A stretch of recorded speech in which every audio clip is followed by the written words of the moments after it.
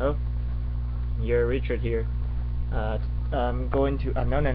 First, let me introduce myself. I'm Richard, number 11, a junior. Today I'm going to read Why We Laugh by Sophie Scott, 2015. Okay, let's start. Let me see this. Hi, I'm going to talk to you today about laughter.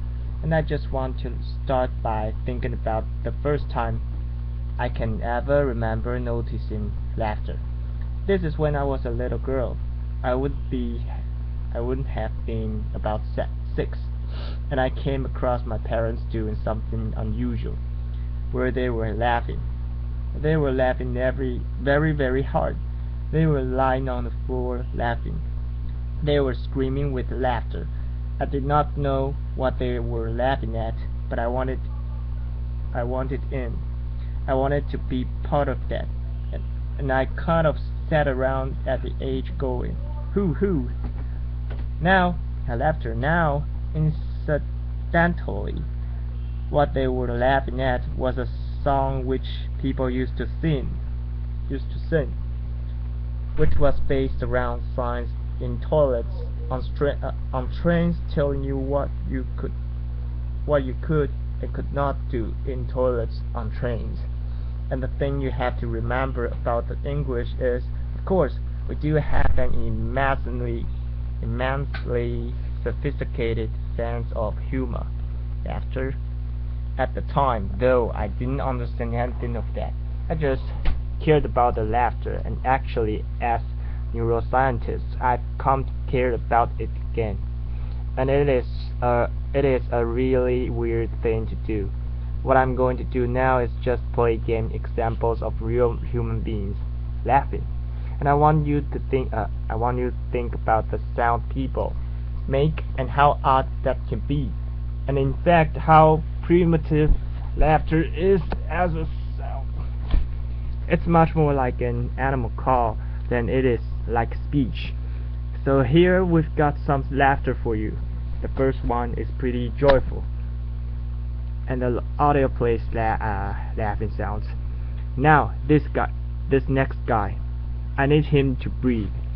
There's a point in there where I'm just like, you've got to get some air in there, mate, because he just sounds like he's breathing out. And the audio plays laughter. This hasn't been edited. This is him. Keep laughing, laughter. And finally we have, this is a human female laughing. And laughter can take us to some pretty odd places in terms of making noises. Audio still playing laughter. She actually says, "Oh my God, what is that?" in French. We're all kind of with her. I have no idea. Now, to understand laughter, you have to look at a part of the body that psychologists and neuroscientists don't normally spend much time looking at, which is the rib cage. And it doesn't seem terribly exciting, but actually you're all using your rib cage all the time. What you're all doing at the moment with your rib cage, and don't stop doing it, is breathing. So you use the intercostal muscles between your ribs, to bring air in and out of your lungs just by expanding and contracting your rib cage. And if I was to put a strap around the outside of your chest called a breath belt, and just look at that movement, you see a rather gentle sinusoidal movement. So that's breathing. You're all doing it. Don't stop. As soon as you start talking, you start using your breathing completely differently. So what I'm doing now is you see something much more like this. In talking, you use very fine movement of the rib cage to squeeze the air out. And in fact, we're the only animals that can do this. That's why we can talk at all. Now both talking and breathing has a mortal enemy, and that enemy is laughter. Because what happens when you laugh is those same muscles start to contract very regularly, and you get this very marked sort of zigzagging, and that's just squeezing the ear out of you. It literally is that basic way of making a sound. It could be stamping on somebody. It's having the same effect. You're just squeezing the ear out, and each of those contractions, ha, gives you a sound.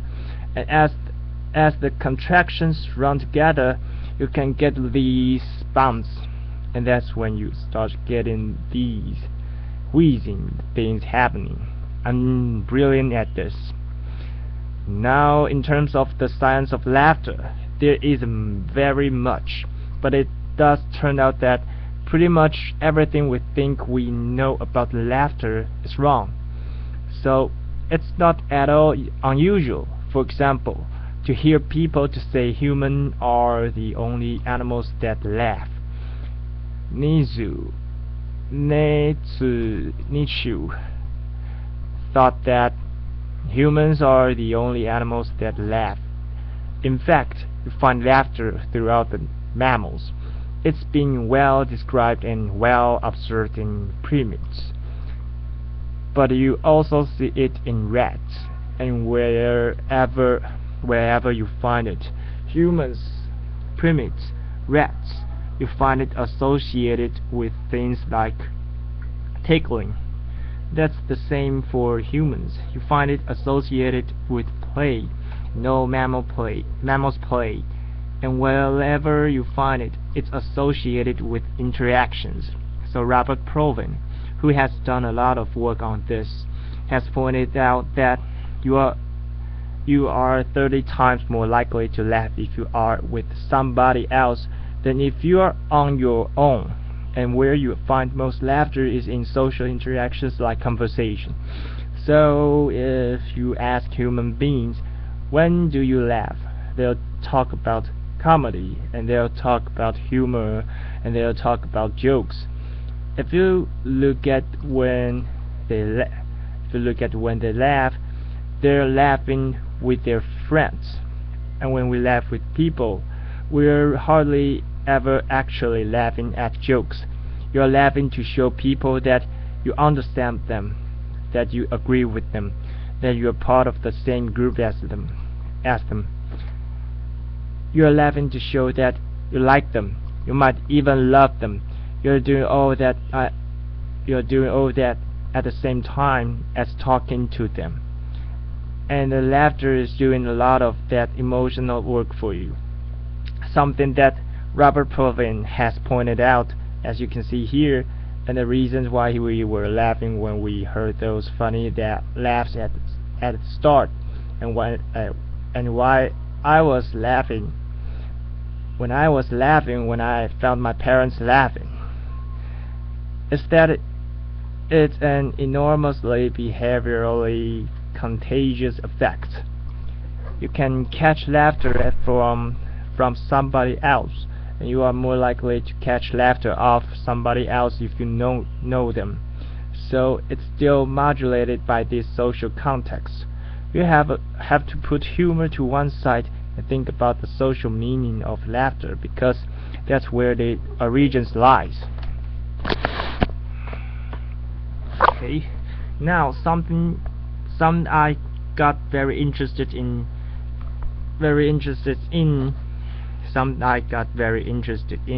is different kinds of laughter, and we have some neurobiological evidence about how human beings vocalize that suggests there might be two kinds of laughs that we have. So it seems possible that the neurobiology for helpless, involuntary laughter, like my parents lying on the floor screaming about a silly song, might have a different basis to it than some of that more polite social laughter that you encounter, which is an horrible laughter. but its behavior, but its behavior somebody is doing as part of their communicative act to you, part of their interaction with you. They are choosing to do this. In our evolution, we have developed two different ways of vocalizing. Involuntary vocalizations are part of an older system than more voluntary vocalizations like the speech I'm doing now. So we might imagine that laughter might actually have two different roots. So I've been looking at this in more detail.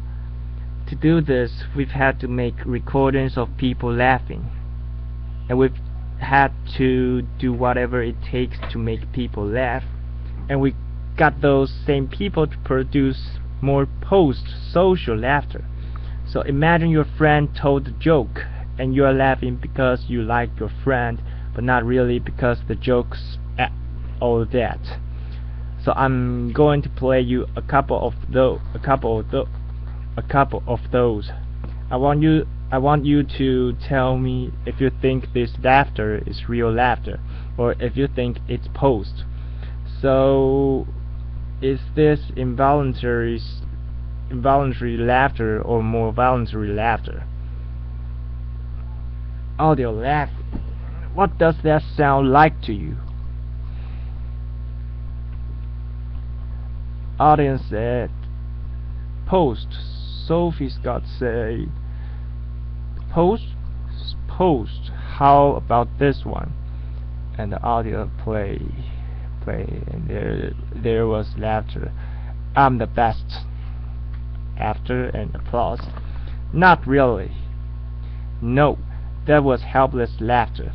And in fact, to record that, all they had to do was record me watching one of my friends listening to something I knew she wanted to laugh at, and I just started doing this. What you find is that people are good at telling the difference between real and posed laughter. They seem to be different things to us. Interestingly, you see some quite similar with chimpanzees. Chimpanzees laugh differently if they're being tickled than if they're playing with each other. And we might be seeing something like that here. Involuntary laughter, tickling laughter, being different from social laughter. They're acoustically very different. The real laughs are longer. They're higher in pitch. When you start laughing hard, you start squeezing air out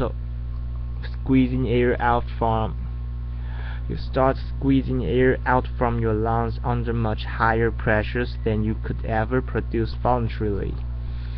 For example, I could never pitch my voice that high to sing. Also, you start to get these sort of contractions and weird whistling sounds, all of which mean that real laughter is extremely easy, or feels extremely easy to spot.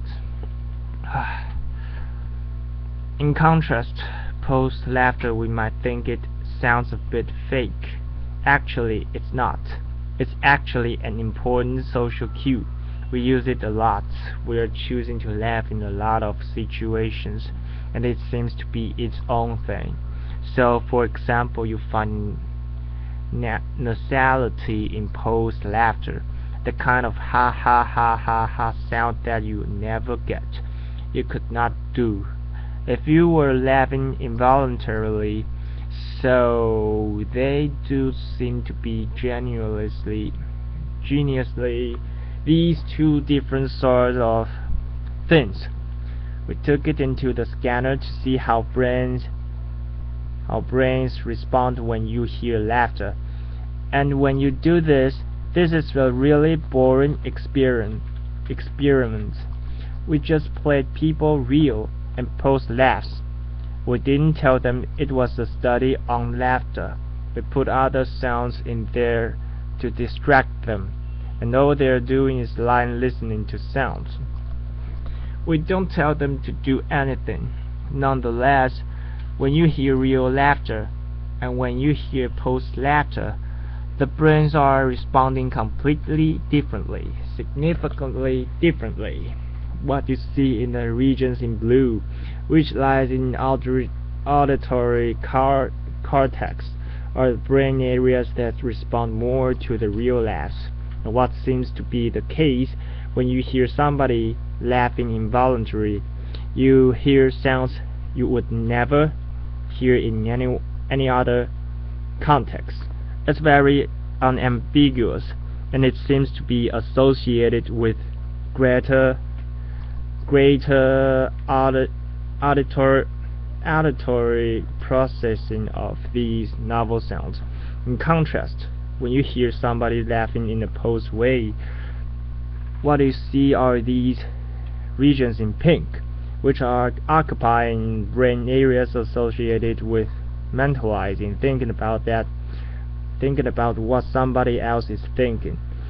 And I think what that means is, even if you are having your brain scanned, which is completely boring and not very interesting, when you hear somebody going ah ha ha ha ha, you are trying to work out why they're laughing.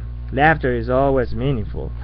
You are always trying to understand it in context, even if, as far as you're concerned at a point in time, it has not necessarily anything to do with you. You still want to know why those people are laughing. Now we've had the opportunity to look at how people hear real and post laughter across the age range.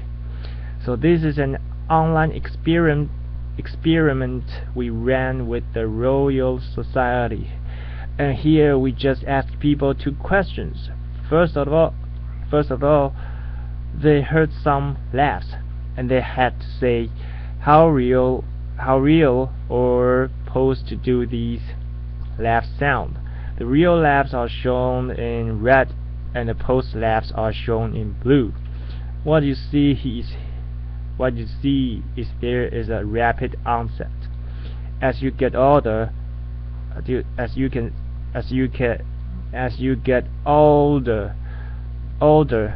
get better and better at spotting real laughter. So 6-year-olds are at chance. They can't really hear the difference. By the time you are older, you get better, but interestingly, you do not hit peak performance in this data set until you are in your late 30s and early 40s. You don't understand laughter fully by the time you hit puberty. You don't understand laughter fully by the time your brain has matured at the end of your teens. You are learning about laughter throughout your entire early adult life. If we turn the question around and say not, what does the laughter sound like in terms of being real or posed? But we say, how much does this laughter make you want to laugh? How contagious is this laughter to you? We see a different profile. And here, the younger you are, the more you want to join in when you hear laughter. Remember me laughing with my parents when I had no idea what was going on. You really can see this. Now that everybody, young and old, finds the real laughs more contagious than the posed laughs. But as you get older, it all becomes less contagious to you. Now either we are all just becoming really grumpy as we get older, or it may mean that as you understand laughter better, and you are getting better at doing that, you need more than just hearing people laugh to want to laugh. You need the social stuff there. So we've got a very interesting behavior about which a lot of our late assumptions are incorrect. But I'm coming to see that actually there's even more to laughter than it's an important social emotion we should look at, because it turns out people are phenomenally phenomenally nuanced in terms of how we use laughter. There is a really lovely set of studies coming out from Robert Levinson's lab in California, where he is doing a longi- longitudinal study with couples. He gets married couples, men and women into the lab, and he gives them stressful conversations to have while he wires them up to a photograph so he can see them becoming stressed. So you've got the two of them in there, and he'll say to the husband, "Tell me something about your wife that irritates you." And what you see is immediately, just run that one through your head briefly. You and your partner, you can imagine everybody gets a bit more stressed as soon as that starts. You can see physically people become more stressed. What he finds is that the couples who manage to feel that feeling of stress with laughter, positive emotions like laughter, not only immediately become less stressed, they can see them physically feeling better. They are dealing with this unpleasant situation better together. They are also the couples that report high levels of satisfaction in their relationship, and they stay together for longer.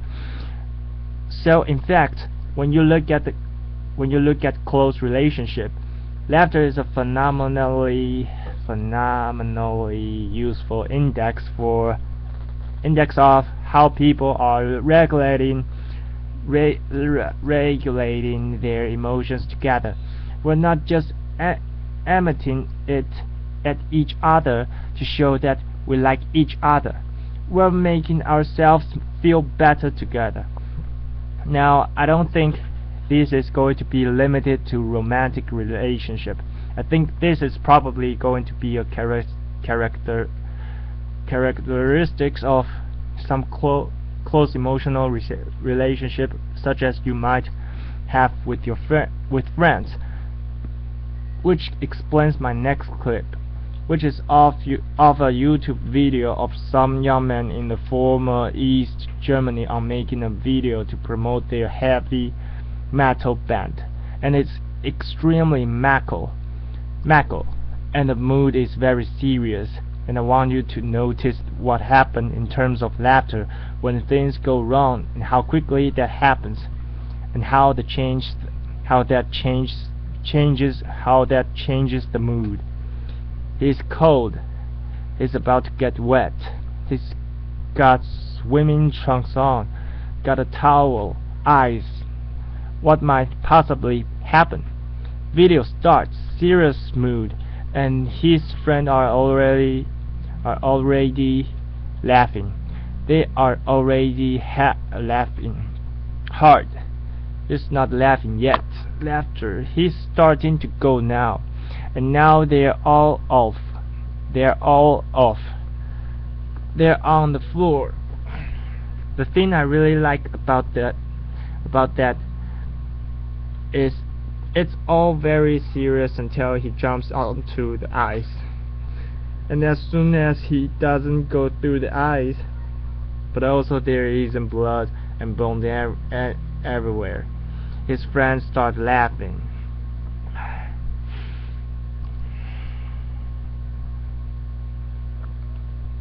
And imagine if that had played him out, with him standing there going, "No, seriously, Heinrich, I think this is broken.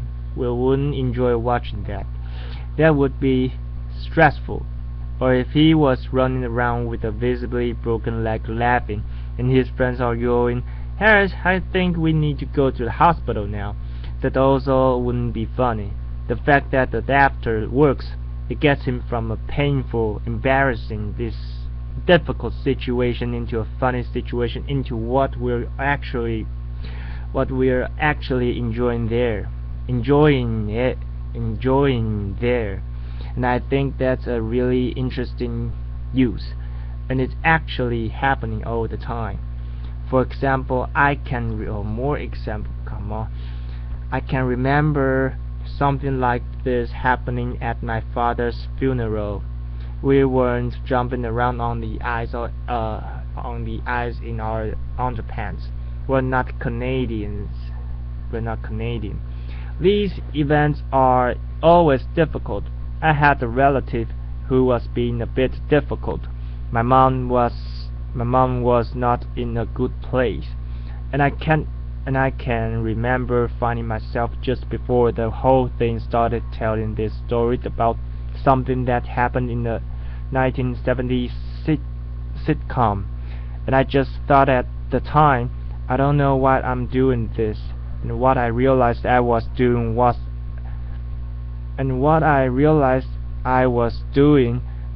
I was coming up with something from somewhere I could use to make her laugh together with me. It was a very basic reaction to find some reason we can do this. We can laugh together.